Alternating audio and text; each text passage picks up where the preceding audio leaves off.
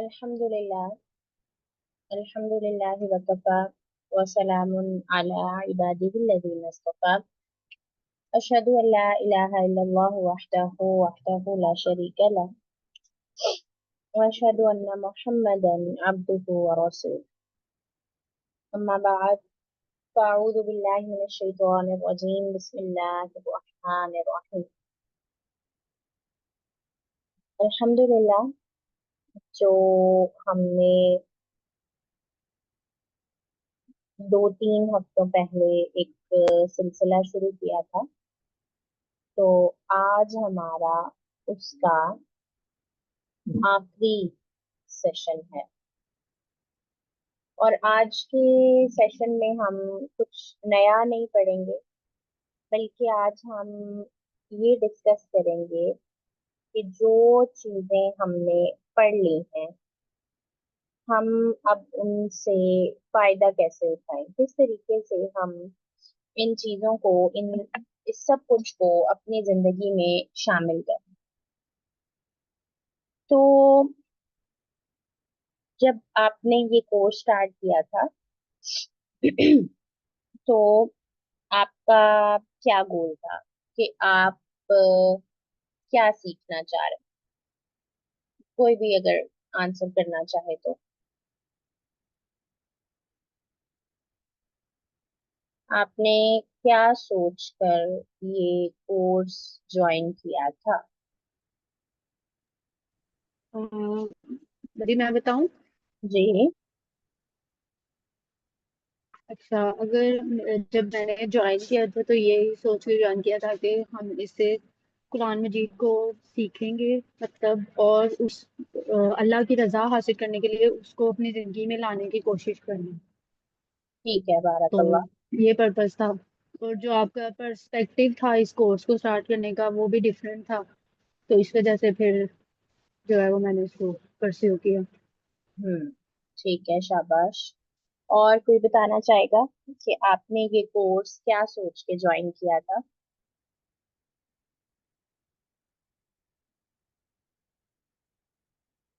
जी आफिया। जी, course थोड़ा सा different था कि इसमें थोड़ी सी प्रैक्टिकल था कि कुरान के साथ उसको हम प्रैक्टिकली लेके कैसे चल सकते हैं। तो हम्म। बस यही सोचा था कि शायद इसमें थोड़ा सा डिफरेंट है। ठीक है, बारक। तो हमारे जो पर्पस था वो यही था, जिस तरह आप दोनों ने बताया कि आप कुरान को सीखना चाह रहे थे, आप प्रैक्टिकल एस्पेक्ट देख रहे थे कि हम किस तरीके से प्रैक्टिकली इस चीज को अपनी जिंदगी में शामिल कर सकते हैं। तो अगर मैं कहूँ कि अगर अल्लाह ताला आपसे ये सवाल करे, अल्लाह ताला ने आपको ये किताब दी ना, अल्लाह ताला ने आपको कुरान मजीद दिया, तो अगर आपसे ये सवाल किया जाए, अल्लाह आपसे ये पूछे कि मेरी किताब ने तुम्हारे अंदर क्या तब्दीली आई, इस किताब को पढ़ने से, कुरान को पढ़ने से आपके अंदर क्या चेंजिंग आई, तो आपका जो मेन गोल है, ठीक है, अब आपने ट्रैवल किस तरीके से करना है कुरान के साथ, कि आपने ये देखना है कि किस तरह कुरान मुझे चेंज कर रहा है। हम कुरान को पढ़ते हैं, हम कुरान को याद करते हैं, हम कुरान की बड़ी खूबसूरत रेसिटेशंस को सुनते हैं, ठीक है, हम कुरान को पढ़ाते भी हैं, हम तर्जुमा पढ़ते हैं, हम तफसीर पढ़ते हैं, ठीक, फिर हम इस तरीके के कोर्सेज ज्वाइन करते हैं और हम चाहते हैं कि कुरान पाक हमारे साथ अटैच हो जाए, राइट? तो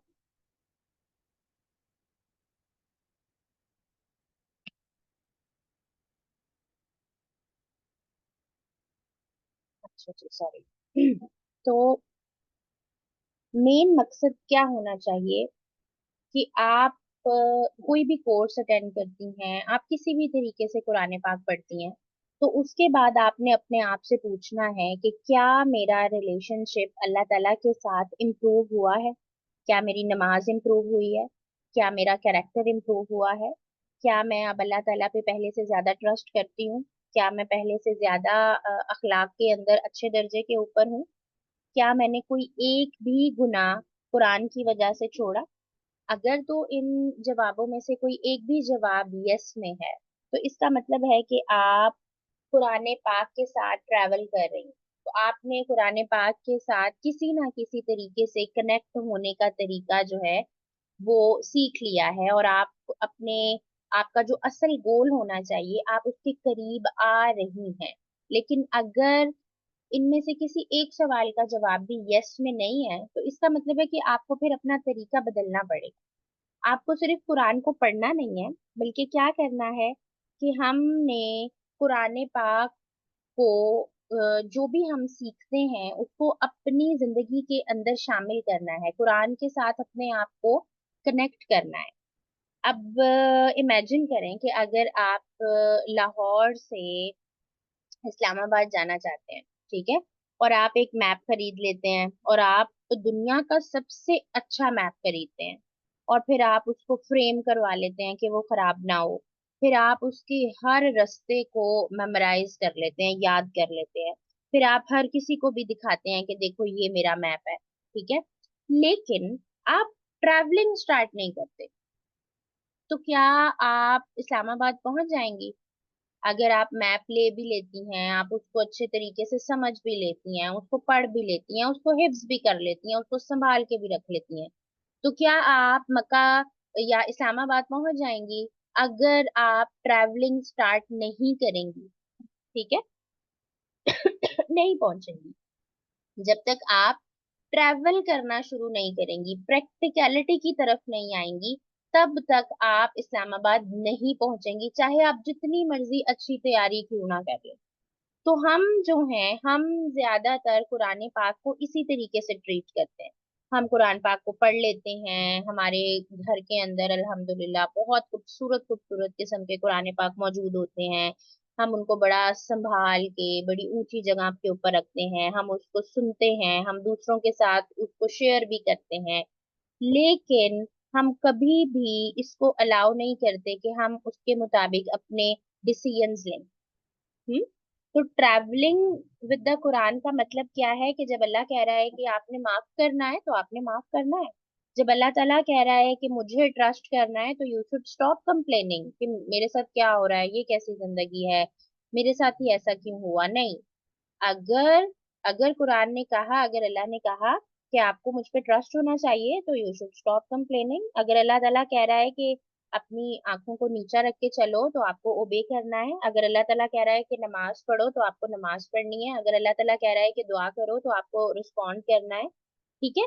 फिर ही आप असल मायने में कुरान के साथ ट्रैवल कर रही हैं, कुरान के साथ अपना सफर गुजार रही हैं, फिर ही आपको उस कुरान को एज अ मैप लेने का कोई फायदा होगा। जब आप उसके जरिए जो गाइडेंस हासिल कर रही हैं उसको अप्लाई भी कर रही हैं, उसको मान भी रही हैं। अदरवाइज अगर बस आप उसको समझ रही हैं, सुन रही हैं, और बहुत अच्छे तरीके से आप कुरान की आलिम बन गई हैं, लेकिन आपका अमल उसके दूसरे तरफ जा रहा है, और आपके डिसीजंस और आपकी जिंदगी के ऊपर उस चीज से कोई फर्क नहीं पड़ रहा, तो इसका क्या मतलब हुआ? इसका मतलब ये हुआ कि आप जो हैं वो कुरान के साथ ट्रैवल नहीं कर रहे, ठीक है। तो हमने जो अपना ये जो 3 हमने सेशंस रखे थे, जिनको हमने 2-2 दिन में डिस्कस किया, वो बेसिकली क्या था? अल्लाह ताला, अगर मैं उसको समराइज करूं, ठीक है, जस्ट अगर मैं उसको समराइज करूं, तो अल्लाह ताला सूरतुल फातिहा से स्टार्ट करते हैं। पहली चीज जो हम लर्न करते हैं, वो क्या लर्न करते हैं हम? कि हमें हिदायत की जरूरत है। सबसे पहली चीज जो हम सीखते हैं, वो हम क्या सीखते हैं? इहदिना सिरातल मुस्तकीम, कि हमें हिदायत की जरूरत है, ठीक है। उसके बाद हमें ये पता चलता है कि हमें पैसों की जरूरत नहीं है, हमें किसी जस्ट अ सेकंड।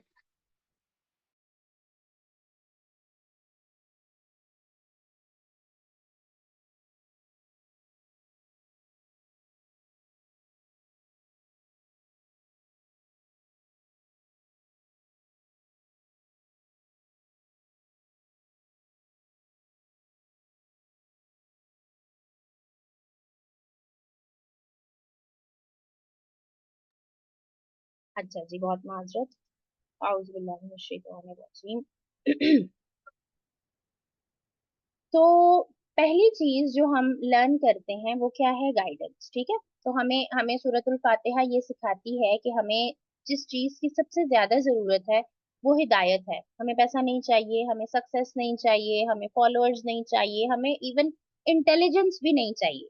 ठीक है, हमें जो चीज चाहिए वो सिर्फ और सिर्फ गाइडेंस है। क्योंकि अगर गाइडेंस नहीं है ना, तो एक बहुत अमीर आदमी भी गुमराह हो जाएगा, एक बहुत एजुकेटेड पर्सन भी गुमराह हो जाएगा, एक बहुत फेमस पर्सन भी गुमराह हो जाएगा। ठीक है, तो सबसे पहली चीज जो हम लर्न करते हैं वो ये है कि वो चीज जिसके बगैर हम जिंदगी नहीं गुजार सकते वो हिदायत है। और फिर अल्लाह ताला उसका आंसर भी कर देते हैं। जो हमने सूरतुल फातिहा में हम दुआ कहते हैं, इहदिना सिरातल मुस्तकीम, अल्लाह ताला हमें ऐसे ही छोड़ नहीं देते बल्कि हमें बताते भी हैं सिरातल मुस्तकीम तुम्हें कहाँ से मिलेगी। ये जो किताब है ज़ालिकल किताबु ला रैब फीह हुदल लिल मुत्तकीन। ठीक है, तो अल्लाह ताला आपको साथ ही फौरन से वो हिदायत हासिल करने का तरीका भी बता देते हैं कि ये जो किताब है ना ये तुम्हारे लिए हिदायत है, इसमें बिल्कुल भी किसी किस्म का शक नहीं। अब एक मर्तबा जब अल्लाह ने आपको हिदायत दे दी तो क्या आपकी जिंदगी आसान हो जाएगी? नहीं। अल्लाह ताला आपको साथ ही बताता है कि आपको टेस्ट किया जाएगा, आपको आजमाया जाएगा, आपको खौफ से आजमाया जाएगा, आपको भूख से आजमाया जाएगा, आपको कोई भी नुकसान हो सकता है, आपको पेन हो सकती है, आपको लोग जो हैं वो तकलीफ पहुंचा सकते हैं। ठीक है, आपके ख्वाब जो हैं वो पूरे नहीं होंगे। तो कोई भी आपको जो तकलीफ है, परेशानी है, मुसीबत है, किसी भी तरीके से आपको आजमाया जा सकता है। और फिर अल्लाह ताला आपको सिखाते हैं कि हो सकता है जिस चीज को, जिस मामले को तुम अपने लिए बहुत बुरा समझ रहे हो वो तुम्हारे लिए बहुत अच्छी हो, और हो सकता है जिस चीज को तुम अच्छा समझ रहे हो वो तुम्हारे लिए बहुत बुरा हो। तो इट्स अबाउट तवक्कुल। ठीक है, इट्स अबाउट ट्रस्ट। एक दफा जब आपको हिदायत आ गई तो उसके जरिए फिर आपको ट्रस्ट होना है, आपको तवक्कुल होना है अल्लाह की जात के ऊपर। ठीक है, जिस तरीके से एक बच्चा जो है वो डॉक्टर के ऊपर ट्रस्ट करता है ना, जब डॉक्टर उसको इंजेक्शन दे रहा है, ठीक, तो अब वो इंजेक्शन को पसंद नहीं कर रहा, वो नहीं चाहता कि उसको इंजेक्शन मिले, लेकिन उसकी माँ, उसका जो डॉक्टर है वो उसको जबरदस्ती किसी भी तरीके से इंजेक्शन देंगे। क्यों? क्योंकि उनको पता है कि ये चीज उसके लिए अच्छी है। ठीक है, तो इसी तरीके से हम भी अल्लाह ताला की हिकमतों को नहीं समझ पाते, लेकिन हमारा इसके ऊपर ईमान है कि ये हमारे लिए अच्छा है। तो गाइडेंस जो है उसका रिजल्ट क्या निकलता है? ट्रस्ट। कि आपका अल्लाह की जात के ऊपर ट्रस्ट हो, तवक्कुल हो, इस लेवल का तवक्कुल हो कि आप हर आजमाइश के ऊपर पूरे उतर सकें। और जब ये दोनों चीजें पूरी हो जाती हैं, ठीक है, तो अल्लाह ताला कहते हैं कि alone, guidance alone is not enough, trust alone is not enough, जब तक कि ये दोनों मिलके लव को क्रिएट नहीं कर रहे। ठीक है, जब तक कि आप अल्लाह ताला से बहुत ज्यादा मोहब्बत नहीं करे, ऐसी मोहब्बत कि आप अपनी हर चीज अल्लाह के रास्ते में कुर्बान करने के लिए तैयार है। ठीक है, और अब उसके बाद अल्लाह ने शर्त लगा दी कि सिर्फ जुबानी कलामी तुम्हारा क्लेम जो है वो कबूल नहीं किया जाएगा, बल्कि क्या होगा कि तुमने जो दावा किया है ना कि मैं, अल्लाह मुझे हिदायत मिल गई, मैं आपके ऊपर ट्रस्ट करता हूँ, मैं आपके ऊपर प्यार करता हूँ, मैं आपके लिए अपनी जान भी कुर्बान करने के लिए हाजिर हूँ, अगर तुम अपने इन दावों के अंदर सच्चे हो तो तुम्हें अपना जो प्यार है वो साबित करना पड़ेगा। और वो प्यार आप कैसे साबित करेंगे? वो जो प्यार है आप इताअत के जरिए साबित करेंगे कि आप कितना अल्लाह और उसके रसूल सल्लल्लाहु अलैहि वसल्लम की इताअत करते हैं। ठीक है, सिर्फ जज्बात, सिर्फ अल्फाज, सिर्फ आप अपने सोशल मीडिया के ऊपर अच्छे अच्छे उलमा के बयान शेयर कर देते हैं, ठीक है, दैट्स नॉट इनफ।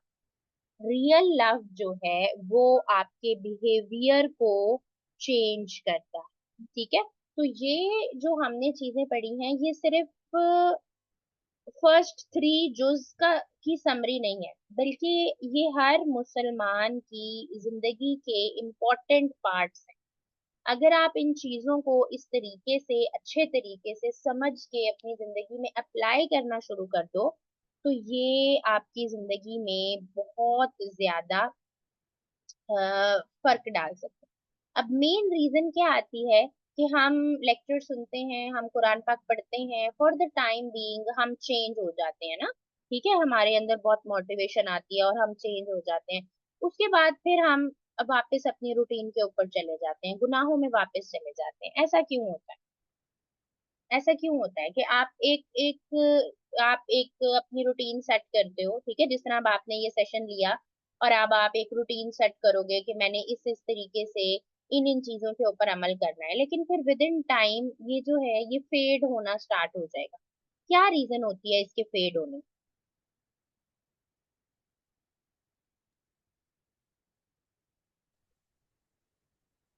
हम्म। आपकी आपकी आवाज नहीं आ रही अगर आप बोल ये रही हैं तो।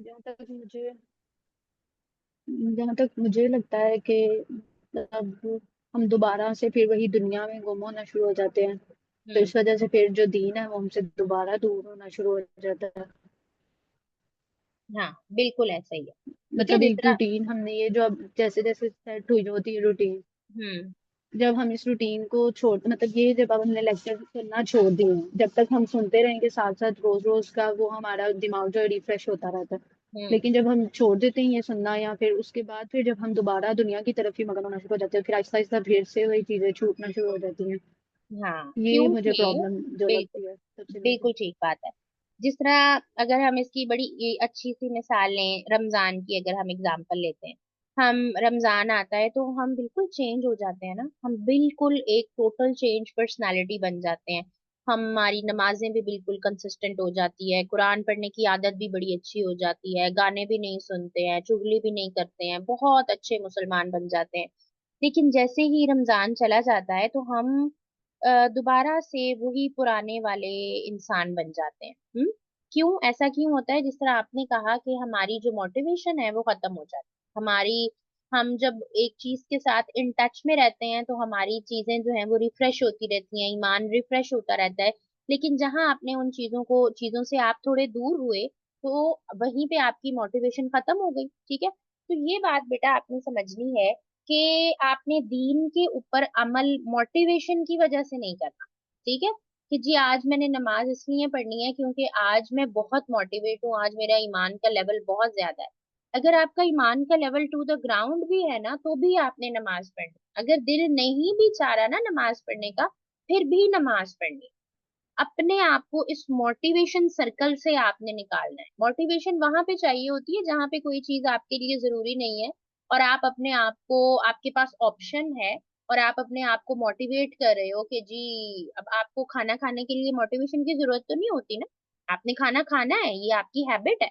तो आपने दीन के ऊपर अमल करना, अपनी जिंदगी का हिस्सा बनाना है, मोटिवेशन का मोहताज नहीं बनाना उसको, कि मैं ये लेक्चर सुनूंगी, मैंने ये काम करूंगी, इस स्कॉलर को सुनूंगी, फिर मैं मोटिवेट होंगी, फिर मैं अपनी जिंदगी को चेंज करना शुरू करूंगी। नहीं, आपने अपनी आदत बनानी है। ठीक है, आप आपने अपने अपनी रोजमर्रा की जो जिंदगी है उसके अंदर कुरान को शामिल करना है, नमाज को शामिल करना है, दुरूद को शामिल करना है, दुआ को शामिल करना है।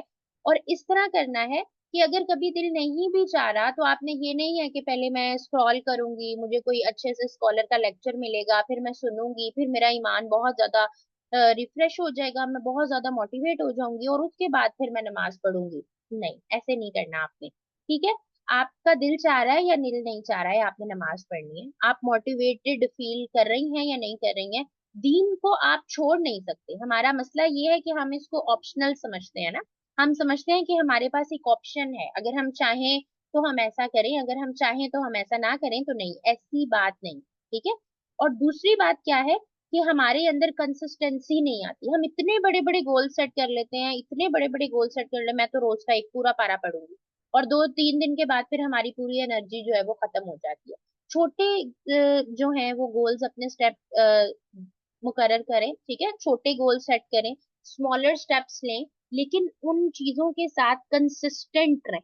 ठीक है, अल्लाह ताला जो है वो इस्तकामत को पसंद करता है। ठीक है, तो इसलिए आपने अपने आप को मोटिवेशन के पीछे नहीं भगाना, बल्कि आपने अपने आप को इस चीज की आदत डालनी है, और अपने आप को ये बात आपने समझानी है कि मेरे पास ऑप्शन नहीं है, whether I am feeling motivated or not, I have to do this. ठीक है। अब क्या प्रैक्टिकल टिप्स हैं जो इस सेशन के बाद भी आप लोग कंटिन्यू कर सकती हैं? इंशाल्लाह हम इसका सेकंड पार्ट भी लेकर आएंगे। अभी हमने पहले 3 पारों को डिस्कस किया, हम थोड़ा सा गैप लेंगे दरम्यान में और उसके बाद फिर हम नेक्स्ट 3 पारों का इंशाल्लाह एक कोर्स डिजाइन करेंगे। लेकिन टिल देन हम क्या वो प्रैक्टिकल वेज हैं जिनके साथ हम अपने आप को सीधे ट्रैक के ऊपर, सिराते मुस्तकीम के ऊपर कायम रह सकते हैं? तो सबसे पहली टिप, सबसे पहली बात जो मैं आपको डे 1 से कहती आ रही हूँ कि आपने कुरान को नहीं छोड़ना। ठीक है। किसी भी तरीके से अपने आप को कुरान के साथ कनेक्टेड रखना है। कोई तफसीर सुननी है, कुरान पाक को पढ़ना है, ठीक है, और उसके ऊपर गौर व फिक्र करना है। इवन इवन आप एक पेज डेली पढ़ें, इवन आप 5 मिनट्स दें, ठीक है, रोजाना के आप सिर्फ 5 मिनट्स दें। आप लोग बहुत बिजी हैं, आपके पास बिल्कुल टाइम नहीं निकलता। कुरान पाक की अब जो तफासिर की एप्स हैं वो इतनी कमाल एप्स हैं, एक ऐप के अंदर आपको 15 16 17 तफासिर मिल जाती हैं। आप अपने मोबाइल के अंदर कुरान पाक को तफसीर के साथ डाउनलोड करें, जहां पे भी आप अपने काम पे हैं, कहीं पे भी आप 5 मिनट 10 मिनट्स की ब्रेक लेते हैं, तो कोई ना कोई एक टाइम अपना सेट करें जहां पे आपने कुरान के साथ अपने ताल्लुक को स्ट्रॉन्ग करना है। आपने एक पेज रोजाना पढ़ना है, एक आयत रोजाना पढ़नी है। कोई भी छोटा सा गोल सेट करें लेकिन उसके ऊपर अमल करें। तो पहली बात क्या है कि कुरान को नहीं छोड़ना, अपना ताल्लुक कुरान के साथ कायम रखना है।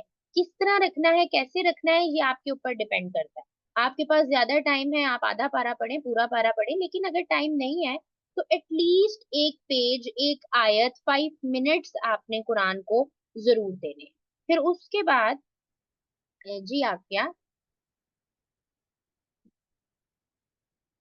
हाँ, ये एक्चुअली मैं ये पूछना चाह रही थी कि अल्हम्दुलिल्लाह हम तो यूं करते ही हैं और बड़े तो सारे कर ही रहे हैं, लेकिन बच्चों को आप इस चीज पे मोटिवेट नहीं कर पाते। बच्चों को जितना मर्जी कहो कि पढ़ो, पढ़ लो, थोड़ा सा पढ़ो, ये पढ़ लो, इतना पढ़ लो, तो बच्चों को किस तरह से इस तरफ लाया जाए? देखिए, बच्चे बच्चे जो होते हैं ना, बच्चे हमेशा आपके वर्ड्स से ज्यादा आपके एक्शंस की तरफ देखते हैं। ठीक है। तो आपने अपने घर का माहौल ऐसा बनाना है। आपने बच्चों को ये नहीं कहना कि पढ़ो, बल्कि आपने बच्चों के साथ पढ़ना है। ठीक है। कोई भी रोजाना का एक उनके साथ सीरत का वाकया डिस्कस करें, कोई कुरान का वाकया डिस्कस करें, उनके साथ क्विज गेम्स खेलें। ठीक है, कि भाई आपने इतनी इतनी, अगर आपके बच्चे बड़े हैं तो आप उनको एक टास्क दें कि आपने इन इस प्रॉफिट के बारे में सर्च करके आना है, इस सूरत के बारे में सर्च करके आना है। फिर मैं आपके साथ आपसे क्विज लूंगी, फिर हम एक इस तरीके से गेम खेलेंगे, फिर उसके बाद आप उनको कोई रिवॉर्ड दें कि आपने जिस जो अच्छा परफॉर्म करा है हम उसको इस तरीके से रिवॉर्ड देंगे। तो ये जो है ना, ये माहौल से फर्क पड़ता है कि आप खुद उसके अंदर कितना इन्वॉल्व होती हैं। अगर आप कहती रहेंगी कि हाँ जी ये बच्चा आपने पढ़ना है, आपने कुरान पढ़ना है, आपने कुरान पढ़ना है, तो बच्चा बच्चा तो बच्चा है ना, उसको तो नहीं पता कि कुरान पाक क्या है। उसको तो अभी उसकी अहमियत नहीं पता, उसको नहीं पता कि कुरान अल्लाह की किताब है, मेरे लिए कितनी इम्पोर्टेंट है, हिदायत क्या है। वो तो ये सारी चीजें नहीं जानता। तो उसको आपने उसके लेवल के ऊपर आके बताना है, और वो क्या है कि आप जब खुद कुरान के ऊपर अमल करेंगी, आप खुद कुरान के साथ मोहब्बत करेंगी, आप खुद उसके सामने बैठ के कुरान को पढ़ेंगी, उसके साथ कुरान की बातें करेंगी, फिर आपके बच्चे जो हैं वो मोटिवेट होंगे। ऐसे मोटिवेट नहीं होंगे बच्चे कि आप उनको सख्ती से या प्यार से आप उनको कहते रहें कि जी नमाज पढ़ लो, कुरान पढ़ लो। ये एक ऑटोमेटिकली चीज जो है ना बच्चों के अंदर ट्रैवल करती है। अगर उनके माँ बाप 5 वक्त की नमाज पढ़ रहे हैं और उनका एक माहौल घर का बना हुआ है, तो बच्चे आहिस्ता आहिस्ता खुद भी अपने आप को उस चीज की तरफ अट्रैक्टेड फील करते हैं। अगर वो अपनी माँ को, अपने बाप को देखेंगे कि वो दिन में 24 घंटे में से 1 घंटा भी कुरान नहीं पढ़ रहे, तो वो कभी भी कुरान को नहीं पढ़े। लेकिन अगर वो देखते हैं कि हमारी माँ को या हमारे बाप को जब भी टाइम मिला है उसने फटाफट से कुरान पाक पकड़ा है, या वो हमारे से कुरान की बात करता है, या हमारे से कोई डिस्कशन करता है, हम कोई इस तरह गेम खेलते हैं, ठीक है, जब उस तरह का माहौल होगा तो बच्चे जो हैं वो मोटिवेट होंगे। बच्चे आपकी बातों से कभी भी मोटिवेट नहीं होंगे।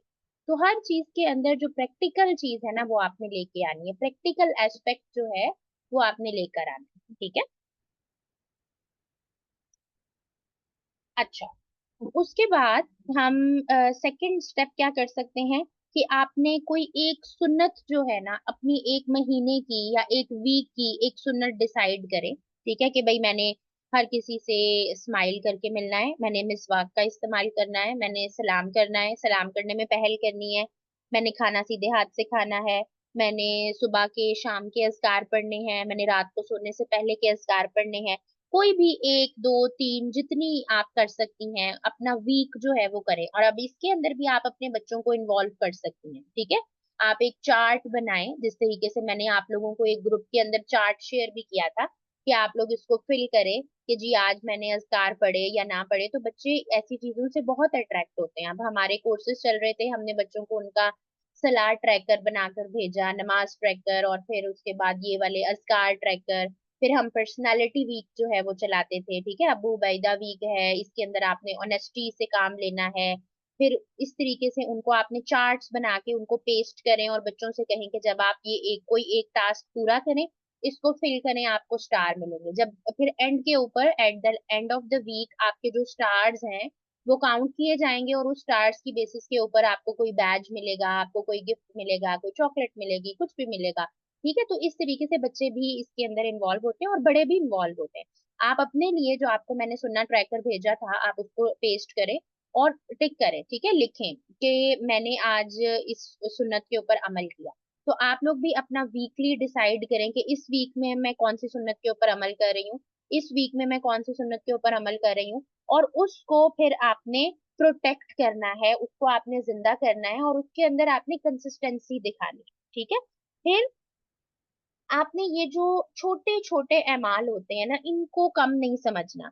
जिस तरह आप 10 मरतबा इस्तगफार करती हैं, या आप रोजाना की एक आयत पढ़ती हैं, या आप 100 रुपया चैरिटी के अंदर देती हैं, तो ये जो छोटे छोटे अमाल होते हैं ना अल्लाह के नजदीक इनकी अहमियत बहुत ज्यादा होती है अगर आप पूरे खुलूस नीयत के साथ दे रहे हैं, ठीक है।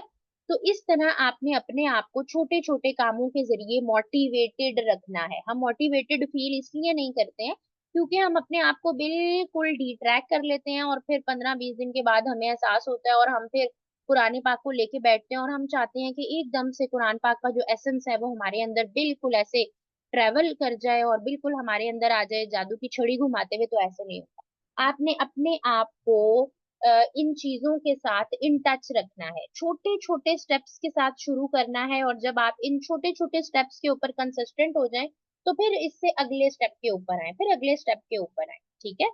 और इसी तरीके से आपने, अगर आप किसी अपने काम के ऊपर पूरा नहीं उतर पाते, लेट से आपने अपनी सुन्ना ऑफ द वीक रखी कि मैंने इस पूरे वीक के अंदर 100 टाइम्स मैंने दुरूद पढ़ना है, लेट से आपने अपना ये चैलेंज रखा कि मैंने इस वीक में हर रोज 100 टाइम्स दुरूद पाक पढ़ना है। अब आपने 5 दिन पढ़ा या 4 दिन पढ़ा, 3 दिन पढ़ा, उसके बाद कोई एक मसला हो गया और आप नहीं पढ़ पाई, और अब आपने इतना ज्यादा आप मायूस हो गई, आपने दिल छोड़ दिया, या आपने कोई गुनाह कर लिया जिसकी वजह से आप जो थी आपका ईमान का लेवल थोड़ा डाउन हो गया। तो गुनाह करने के बाद आपने मायूस होके बिल्कुल ही मजीद गुमराहियों की तरफ नहीं चले जाना, बल्कि अगर गुनाह हो भी जाता है तो फौरन से अल्लाह ताला के पास आना है, अल्लाह ताला से माफी मांगनी है, और इरादा करना है कि अल्लाह ताला मैं हमें दोबारा ऐसे नहीं करूँ, ठीक है। अल्लाह ताला को तौबा करने वाले मोमिन बहुत ज्यादा पसंद है, अल्लाह ताला को आपकी तौबा से प्यार है, अल्लाह ताला को बहुत पसंद है आपकी तौबा कर, ठीक है। तो इसलिए आपने क्या करना है, आपने गुनाह के बाद डीमोटिवेट नहीं हो जाना, आपने गुनाह के बाद सब कुछ छोड़ छाड़ के कमरा बंद करके अंधेरा करके नहीं बैठ जाना कि अल्लाह तो मुझे माफ नहीं करेगा, नहीं। अल्लाह ताला अपने बंदे को हर हाल में माफ कर देता है। अल्लाह ताला अपने बंदे से सिर्फ एक चीज मांगता है, और वो क्या होती है, सिंसेरिटी, इखलास, ठीक है। तो सिर्फ ये एक चीज अल्लाह आपसे मांगता है, आपकी आंख से एक खलूस से निकला हुआ जो आंसू होता है ना वो आपके हजारों करोड़ों गुनाहों को बिल्कुल खत्म कर देता है, ठीक है। तो आपने गुनाह करने के बाद बिल्कुल भी ऐसे मायूस होके अपनी सारी एक्टिविटीज को नहीं छोड़ देना। और उसके बाद जो एक इम्पोर्टेंट स्टेप है वो क्या है कि आपने अपने आप को चेक करते रहना, ठीक है, ये नहीं कहना कि मैं परफेक्ट हो गई हूँ, नहीं, बल्कि आपने आफ्टर 1 मंथ अपने आप का अपना खुद एहतसाब करना है कि मेरे अंदर क्या तब्दीली आई है। ठीक है, फिर after 2 months, after 3 months, after 4, after 5, after 6, अपना हर मंथ के बाद आपने चेक एंड बैलेंस रखना है। बेशक अपना एक जर्नल बनाए, ये जो मैं आप लोगों को बार बार कहती हूँ ना, जर्नल बनाए जर्नल बनाए, इन एक्टिविटीज से बहुत फर्क लगता है। सुनने में लगता है कि ये बहुत बच्चों वाली बात है, क्या एक जर्नल लें और उसके ऊपर लिखें, हाँ हमें पता है कि हम क्या कर रहे हैं, नहीं। जब आप किसी चीज को लिखते हैं और उसको सोचते हैं ना, इन इन एक्टिविटीज से आपके अंदर बहुत फर्क आता है। तो आप अपना एक जर्नल बनाएं, ठीक है, और उसके अंदर आप लिखें हर महीने के बाद, अपने अपने गोल सेट करें, और हर महीने के बाद फिर लिखें कि अब मैं कहाँ खड़ी हूँ। ठीक है, उसके बाद आप अपने आप को रेट करें। लाइक आप बताएं कि कुरान पाक के मामले के अंदर मैं अपने आप को कितने स्टार्स देती हूँ, आउट ऑफ 10 मैं अपने आप को कितने स्टार्स देती हूँ कुरान पाक के मामले में। फिर आप लिखें कि मैं सुन्नत के ऊपर अमल करने में मामले में अपने आप को कितने पॉइंट्स देती हूँ। ठीक है, फिर उसके बाद आप लिखें फिर उसके बाद आप लिखें कि मैं अब परेशानी के अंदर परेशानियों को कितना अच्छे तरीके से टैकल करने लग गई हूँ। अल्लाह के ऊपर ट्रस्ट के मामले में मैं अब कैसी हूँ और मैं पहले कैसी थी, 1 महीने पहले मैं कैसी थी, और अब 1 महीने बाद मेरे अंदर क्या फर्क आया है, और अब 1 महीने बाद मेरे अंदर क्या फर्क आना चाहिए। ठीक है, हर महीने बाद अपना खुद आप एहतसाब करें, अपने आप को मार्क्स दें, और फिर लिखें कि कौन से एरियाज हैं जिनके ऊपर मुझे अभी मजीद वर्किंग की जरूरत है। ठीक है, मैं कौन से अब ऐसे एरियाज हैं जो अब मेरे अभी भी स्टिल वीक हैं और मुझे इनके ऊपर अब काम करना है। फिर उसके ऊपर आप काम करें और अगले महीने दोबारा अपनी स्टेटस रिपोर्ट खुद लिखें कि अब मैं कहाँ पे खड़ी हूँ, जो मेरे वीक एरियाज थे क्या मैंने उनको अब मजीद स्ट्रॉन्ग किया या नहीं किया। ठीक है, तो इस तरीके से आप जो सीख रही हैं उसको अपने ऊपर अप्लाई करें, अपने आप को टाइम दें। ठीक है, इन चीजों के ऊपर बैठ के रिफ्लेक्ट करें, अपना एक पर्सनल प्लान बनाएं कि मैंने इन इन अपने गोल्स सेट करें। ठीक है, ये सब तभी होगा जब आप प्रैक्टिकली इन चीजों के ऊपर चलेंगी, इनके ऊपर अमल करेंगी। अगर ये आपके लिए एक आम सा सेशन था कि बस हम आए, हमने कुरान पाक को समझा सीखा और बस दैट्स इट, आज लास्ट लेसन था, अल्हम्दुलिल्लाह खत्म हो गया, और अब के बाद हमने दोबारा से इसकी तरफ हमने सोचना भी नहीं है, तो फिर कोई फायदा ना हुआ। अगर इसके बाद आपके आपके अंदर कोई चेंजिंग नहीं आई, ठीक है, अगर इस कोर्स ने आपके अंदर कोई एक चीज भी चेंज नहीं की, तो इसका मतलब है कि मैं भी फेल हो गई और आपको भी इस कोर्स का कोई फायदा नहीं हुआ। तो आपने अपने अंदर कुछ ना कुछ चेंज करना है, और चेंज करने की कोशिश करते रहना है, और अपने ऊपर मेहनत करते रहना है। आपने गिव अप नहीं करना। ठीक है, आपने अपनी तरफ से 100% कोशिश करते रहना है। जिस तरह हमने अब अपने पिछले वीक्स के अंदर जो हमने एक्टिविटीज की कि हमने अब सुन्नत को अलाइव करना है, हमने कोई बुक पढ़नी है सीरत की, हमने रोजाना की आयत पढ़नी है, तो इन चीजों को आपने करते रहना है। उसके बाद अब मैं चाहूंगी कि आप लोग एक सेंटेंस लिखें। ठीक है, एक सेंटेंस लिखे, किसी छोटे से कार्ड के ऊपर लिखे या किसी भी छोटे से पेपर के ऊपर लिखे कि इस कोर्स के बाद मैं क्या चाहती हूँ कि मैं क्या बनूं। ठीक है, I want to be remembered as someone who what, ये चीज आपने खुद फील करनी है, जो कि हु फॉलोज सुन्ना, who trust Allah no matter what, who offers her prayer regularly. ठीक है, कोई भी आप जो बात लिखना चाहती हैं उसको लिखें, और इस छोटे से पीस ऑफ पेपर को अपने कुरान पाक के अंदर रखें, अपने जर्नल के अंदर रखें, अपने डायरी के अंदर रखें, ताकि जब आप 2 3 4 दिन के बाद उसको खोलें तो आपको याद आए कि मैंने अपने साथ एक अहद किया था, मैंने इस कोर्स के थ्रू ये लर्न किया था जो मैंने अपनी जिंदगी के अंदर शामिल करना है। ठीक है, तो इंशाल्लाह मुझे उम्मीद है कि मैंने इससे बहुत सीखा, आपके लेक्चर्स प्रिपेयर करते हुए, इनको समझते हुए, इनकी प्रैक्टिकलिटीज को देखते हुए मैंने बहुत ज्यादा लर्न किया, और मुझे उम्मीद है कि आपने लर्न किया होगा, और कुछ ना कुछ, बेशक 10% या 20% आपके अंदर अगर चेंज आया है तो वो बहुत ज्यादा है। ठीक है, इंशाल्लाह हम नेक्स्ट जो 3 जुज हैं उनके ऊपर वर्किंग करेंगे। उसके बाद फिर हम दोबारा से इस अपने सिलसिले को स्टार्ट करेंगे, लेकिन अभी के लिए हम इसको यहाँ पे मुकम्मल करते हैं। और अगर आप कोई बात करना चाहती हैं तो आप कर सकती हैं, वरना फिर हम कुफ़ारे मजलिस की दुआ पढ़ते हैं।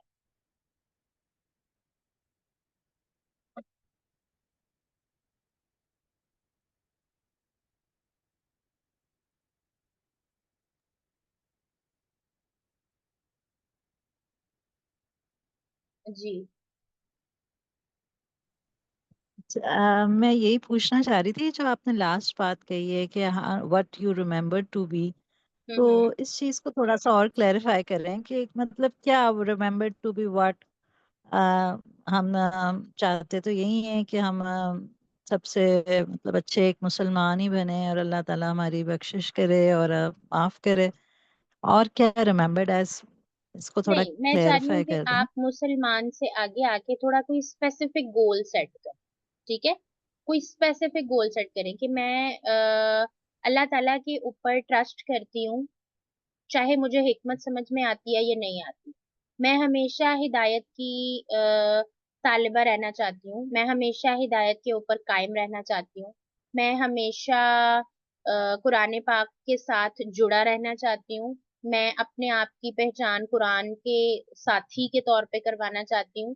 तो कोई एक स्पेसिफिक गोल जो है ना, वो अपना यहाँ पे लिखें, ताकि आप उस स्पेसिफिक गोल के ऊपर क्या कर सकें, वर्क कर सकें और आप उसको याद रख सकें। ठीक है, कोई ऐसी चीज जो आपको लगता है कि आपको उसके ऊपर वर्किंग की जरूरत है, आपको लगता है आपके ऊपर परेशानी आती है, तो आप उसको अच्छे तरीके से हैंडल नहीं कर पाती, तो इसका मतलब है कि आपके अंदर तवक्कुल की कमी है। ठीक, तो आप यहाँ पे लिखें कि मैं remembered as the one who trusts Allah in every situation, और फिर उसके इसको आप याद रखें और इसके ऊपर वर्किंग करें। ठीक है।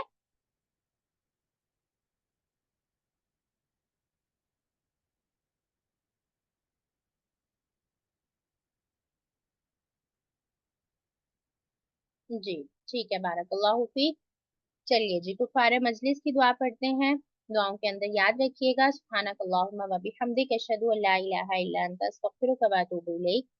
सुब्हान रब्बिका रब्बिल इज्जति अम्मा यसिफून व सलामुन अलल मुरसलीन वल्हम्दुलिल्लाहि रब्बिल आलमीन। अस्सलामु अलैकुम व